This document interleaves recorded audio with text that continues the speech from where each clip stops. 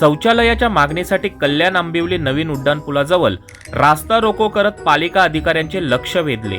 मात्र या रास्ता रोको करणाऱ्या नागरिकांना भेट देण्यासाठी पालिका अधिकारी उपलब्ध नसल्यामुळे रास्ता रोको आंदोलन अजूनच उग्र होत गेलं। कायदा सुव्यवस्थेचा प्रश्न उद्भवू नये म्हणून पोलीस प्रशासनाने रास्ता रोको आंदोलकांना ताब्यात घेतले।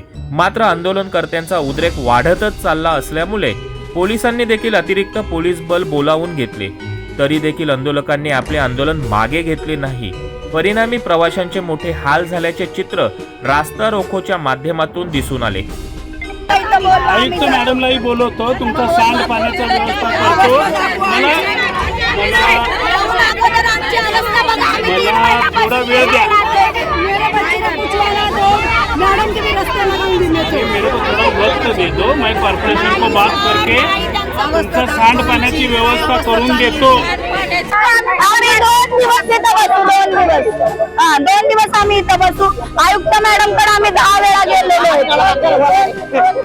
गेल्या 3 महिन्यापासून रेल्वेची कसारा 3री लाईन चालू झाल्यापासून आमचं सांडपाणी बंद केलेलं आहे। 3 महिन्यापासून सांडपाण्याचे 1000 ते 1200 घरांची वस्ती आहे लवजीनगर मोहने, त्याचं सांडपाणी बंद केलेलं आहे। आणि आम्ही वारंवार केडीएमसी अधिकाऱ्यांकडे गेलो, प्रभागच्या अधिकाऱ्यांकडे गेलो, आम्ही आयुक्त मॅडम कडे गेलो, इंदूर आणि झाकड मॅडम कडे, त्यांना पण वारंवार आम्ही लेटर दिला, स्वतः जाऊन भेटलो, पण त्यांनी अजून कोणी दखल दिलेलं नाही।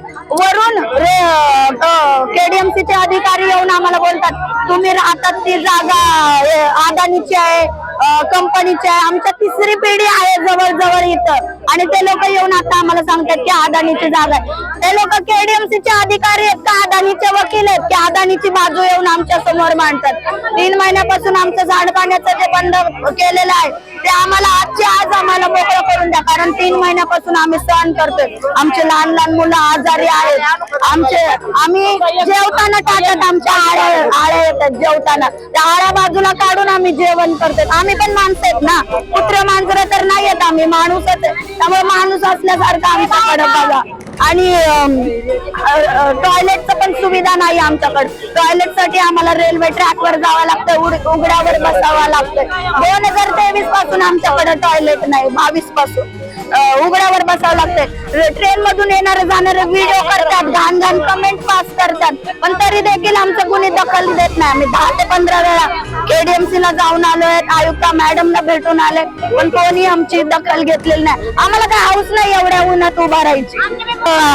आयुक्त मॅडमला इथं बोलवा, काय आहे ते आमचा प्रश्न आजच्या आज सोडवा।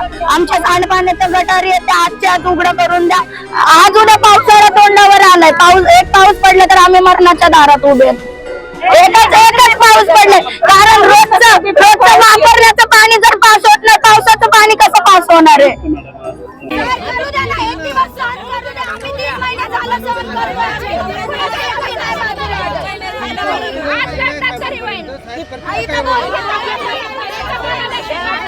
मी इथंच बोलवतो। मागे या काही मागे या थोडेसे।